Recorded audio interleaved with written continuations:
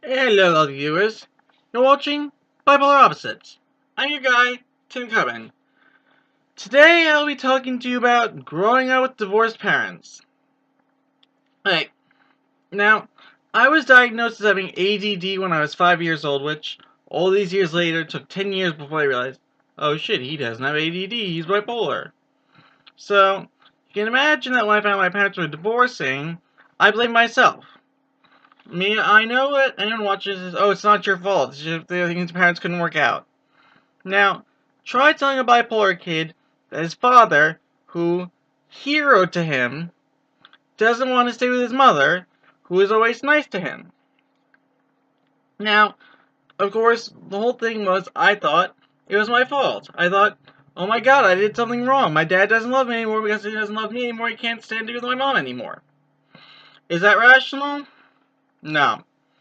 But I guess I was 7 years old at the time. Any 7-year-old isn't going to understand that. A 7-year-old is going to instinctively think, it's my fault.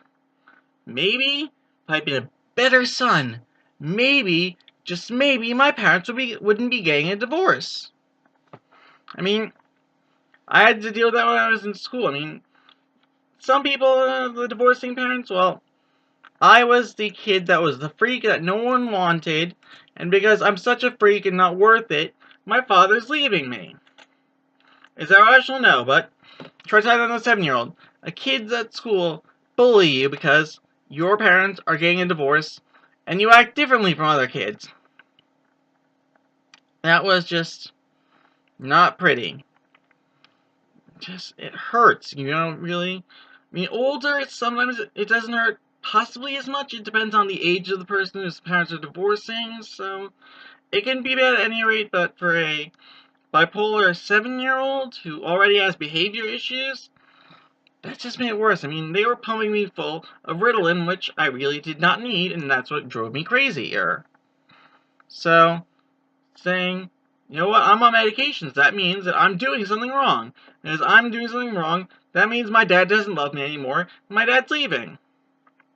Now, 20 some odd years later, you realize it wasn't my fault, but at the time, you think it's your fault. You really do. I mean, even though years afterwards, I always felt like such a disappointment to my dad. I could never make him happy. Nothing I did was good enough.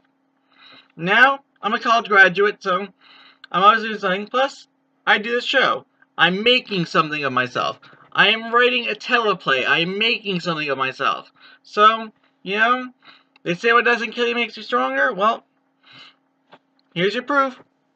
Yes, it sucks your parents getting divorced growing up. It does suck. And anyone who's that age, I'm sorry. It really hurts. It hurts like a motherfucker, but still it's not your fault.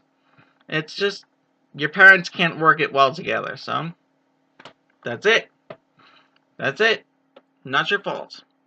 So I want anyone, if you have kids, and you're divorcing, I want you to tell them that's not their fault. That this is just between your parents, not between your parents and you. It's just between your parents.